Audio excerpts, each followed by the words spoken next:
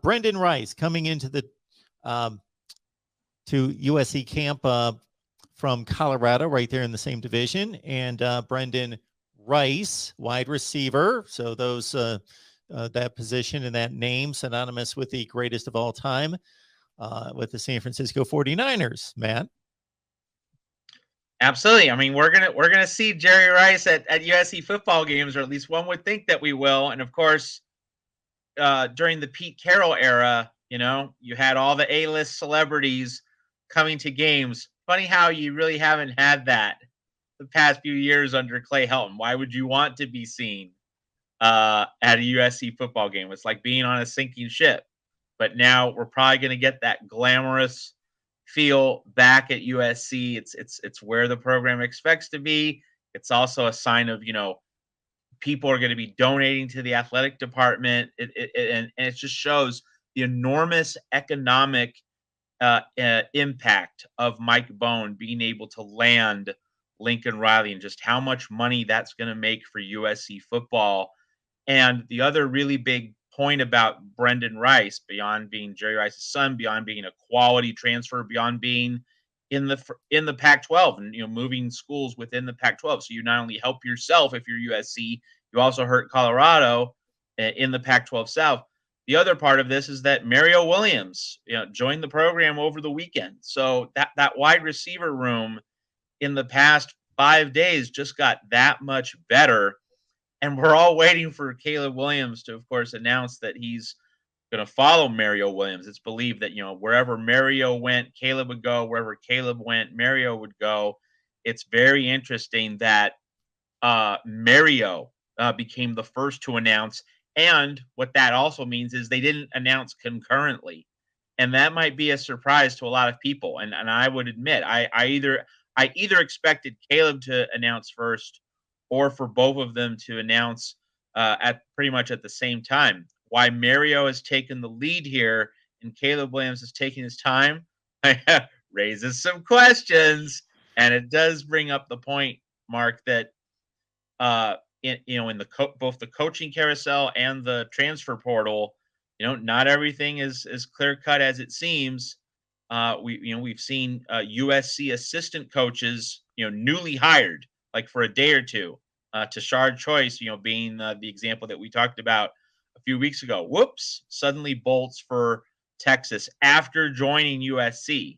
And we also saw Jamar Cain. He was supposed to be signed, sealed, and delivered for Lincoln Riley coming over from Norman, but he went over to Brian Kelly and LSU. Does Caleb Williams have a little switcheroo here? I mean, it's not as though like he signed a contract saying if Mario Williams goes to USC, I am contractually obligated to follow. See, is there something he's reconsidering that none of us knows about? So, like, I don't know. I'm not going to pretend that I do, but it's certainly fascinating that Caleb Williams is just, well, I don't need to make a commit. I don't need to, immediately announce a decision. What's he mulling over? If there is anything that he's mulling over, maybe he just doesn't feel rushed, wants to see some other dominoes fall. Maybe this Brendan Rice commit is the thing that he was waiting for. So now he has two high-profile wide receivers in the fold for 2022. Maybe he just wanted to wait for that.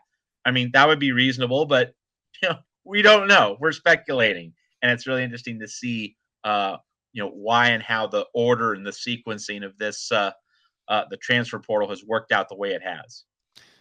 So to get the Brendan Rice credentials out of the way, as Matt has outlined, this was not a gift given to a celebrity's son. This is a quality player who caught 27 passes, over 500 yards, and 5 touchdowns at Colorado, as he was honorable mention for freshman offensive player of the year in the Pac-12. So he should be an addition that makes sense and contributes heavily to this USC attack. If he was able to do that for Colorado, consider the limitations in the passing game and the quarterback position at Colorado. So he's going to be surrounded by so much better offense and a better quarterback, whoever that turns out to be. Yeah, we've spent the past several months on the Voice of College Football talking about how bad quarterback play has been in the Pac-12. So, You take all of that, and whenever you're evaluating any receiver in the Pac-12, maybe with a few exceptions, because Utah developed a pretty decent passing game. You might be able to make one or two other exceptions, but by and large, if you're at a struggling Pac-12 program, chances are you didn't have a really good Pac-12 quarterback to throw to you.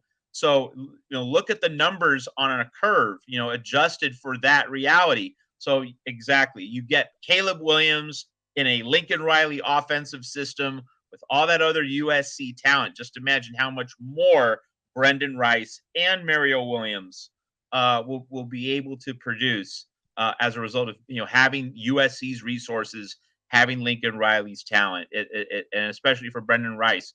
Colorado, it's not just a Colorado to USC leap, it's a Carl Durrell to Lincoln Riley leap. It's a Colorado quarterback to probably Caleb Williams leap. So all those transformations are going to enhance his numbers, and we need to grade them on a curve. And this is not to disparage one Brendan Lewis, the Colorado starting quarterback, who did about as well as he could in what I just came across this stat the other day. This was the lowest producing Power 5 offense in the country in terms of yards per game, like 250 yards per game, bottom 3 in the country in FBS. He protected the football, 10 TDs, 3 picks, 60% completion percentage. So he did relatively well, but against Colorado, in terms of talent and productivity on offense, was abysmal last year.